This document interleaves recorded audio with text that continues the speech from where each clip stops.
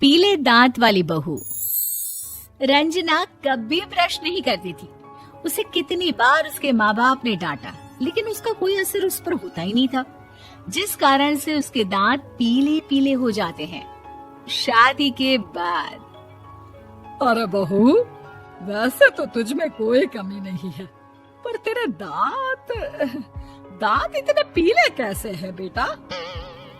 कैसे मतलब? कोई सर्जरी थोड़ी ना कराइए।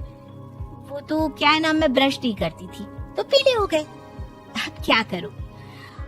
आप कहें तो लाल करवा लूं या फिर काले?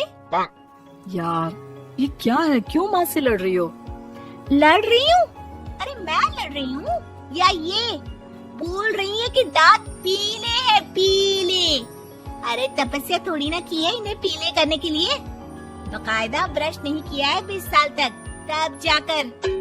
छी, कैसी बात कर रही हो? ये उस वक्त तो पीले नहीं थे जब हम लोग तुम्हें देखने आए थे। अरे तब साफ करवा लिया होगा डेंटिस्ट के पास जाकर। अब देखो कैसे पीले पीले लग रहे हैं।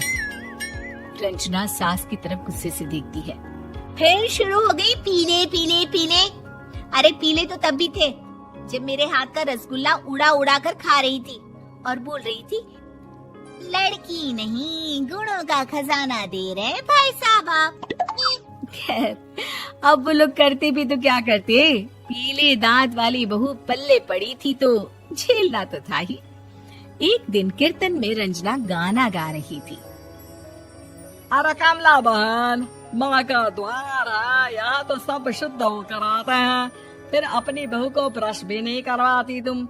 दूर से पीले पीले दांत भक्ति में बाधा उत्पन्न कर रहे हैं। अरे कोई 2 साल के बच्चे थोड़ी ना लेकर आई हूँ मैं बहू बनाकर। अच्छी खासी लड़की है, अरे कैसे करवाऊं ब्रश? ये तो उसे खुद करना चाहिए ना। अब माँ बाप तो इसके जैसे तैसे निपटा दिए, ये नहीं सोचा कि सास कैसे संभालेगी। सास बहू को लेकर घर आ जाती है, लेकिन सोच लेती है कि अब इसे लेकर कहीं नहीं जाएगी। अगले रोज बहू कहती है, अरे क्या हो गया, मंदिर नहीं जाना क्या? कीर्तन का वक्त हो रहा है। मेरी मधुर वाणी से कान्हा जी जागते हैं और सोते हैं। आप तो जानती है ना उनकी भक्ति में कितना मन लगता है मेरा। वो क्या है ना, तबीयत ठीक नहीं लग रही है मेरी, आराम करूंगी मैं। तबीयत ठीक नहीं लग रही? अभी तो मिथुन के गाने पर नाच रही थी आप, और अब बोल रही है कि तबीयत ठीक नहीं लग रही। अरे भक्ति में मन लगा लो सासू माँ, ऊपर जाना है, क्या मुंह दिखाओगी आप? हाँ? सास को बहू की बात पर गुस्सा आ जाता है। मैं क्या मुंह दिखाऊंगी, इसकी चिंता तो ना कर, समझी? अपने मुंह की चिंता कर, जो ये पीले पीले दांत लेकर हर जगह पहुंच जाती है। पता है लोग कितना मजाक बनाते हैं। ना जी ना, मैं नहीं जाना कहीं तेरे साथ। तो ये बात है, कोई ना, मत जाओ, मैं अपने कमरे में ही बैठकर भक्ति कर लूंगी। ऊपर वाला दांत थोड़ी ना देखता है, मन देखता है, भावना देखता है।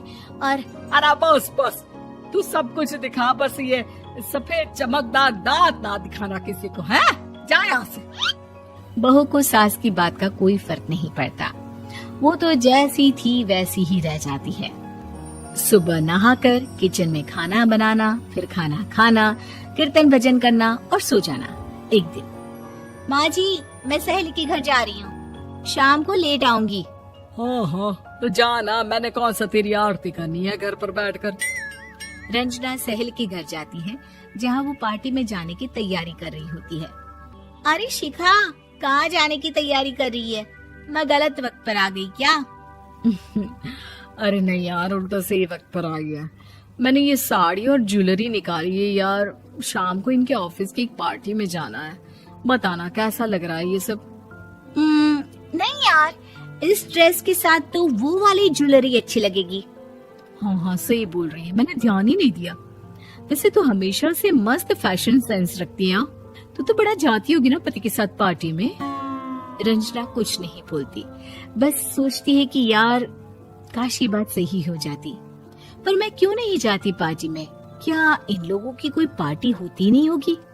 रंजना घर आती है और रात में पति से सवाल करती है, एक बात बताइए, आप मुझे किसी पार्टी में क्यों नहीं ले जाते? क्या आपके यहाँ ऑफिस में पार्टी नहीं होती? पति बेचारा क्या कहता कि दांत पीले हैं तुम्हारे इसलिए। अरे कोई पार्टी होती नहीं हम लोगों के ऑफिस में, तो कहाँ से लेकर जाऊं?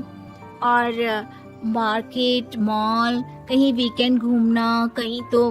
अरे यार, सारे हफ्ते में एक छुट्टी मिलती है, तो सोचता हूँ कि आराम ही कर लूं। क्यों?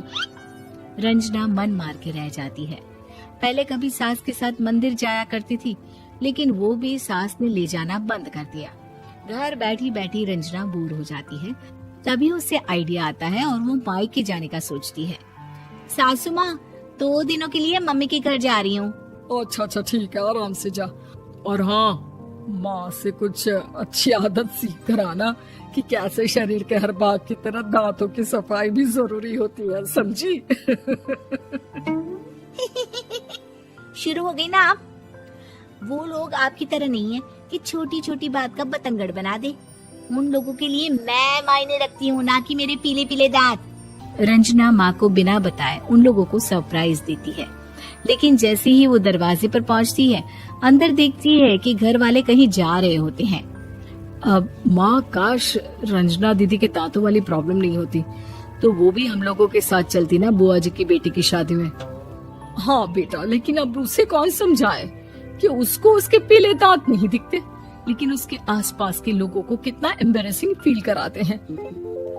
मुझे तो कितनी बार उसके स्कूल की टीचर ने शिकायत की कि उसके साथ कोई लड़की बैठना भी नहीं चाहती, और ना ही कॉलेज में कोई उससे बात करना चाहता था। लेकिन पता नहीं क्यों उसे ये बात समझ में ही नहीं आती। कोई कमी नहीं है उस लड़की में, बस यही कि दांत पीले हैं। वो तो भला हो जीजा जी और उनकी माँ का, जो दीदी को जैसी है वैसे ही रखा हुआ है। रंजना को अपने घर वालों की बात सुनकर बहुत दुख होता है। वो सोचती है कि वो क्या करे, लेकिन फिर वो सीधा डेंटिस्ट के पास जाती है, अपने दांत चमकाती है और कसम खाती है कि वो रोज ब्रश करेगी। अरे क्या हो गया? तुम तो 2 दिनों के लिए गई थी ना, पर कोई ना, अच्छा है, चलो आ गई तो। रंजना सास के सामने आकर खड़ी हो जाती है और पूरी स्माइल करती है, उसके चमकदार दांतों को दिखाती हुई। हैं? चले मंदिर। माँ, मुझे माफ कर दीजिए, मैंने आप लोगों को बहुत एम्बैरेसिंग फील करवाया। मैं आज से रोज ब्रश करूंगी।